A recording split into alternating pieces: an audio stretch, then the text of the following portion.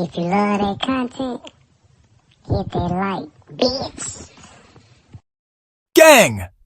Welcome back to the channel, Maine, and today we got a crazy story called Grapes Gone Wild. You will hear about Memphis Grape Street Crip members backdooring two of their own fellow homeboys for a TV wow. Yes, that's right. A darn TV wow.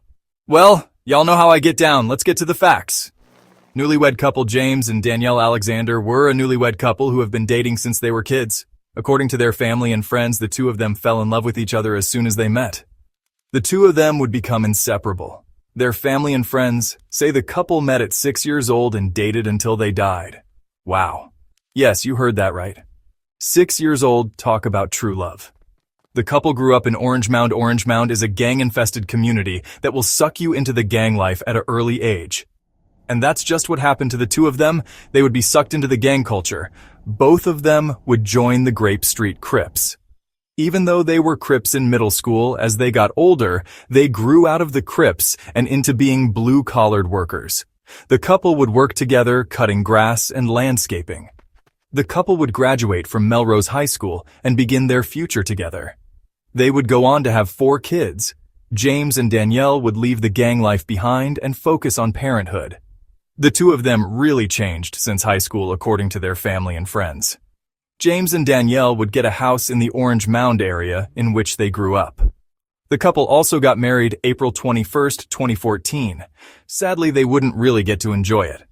On the afternoon of April 23rd, 2014, the couple would invite some friends over to watch NBA playoffs, Spurs versus Mavericks.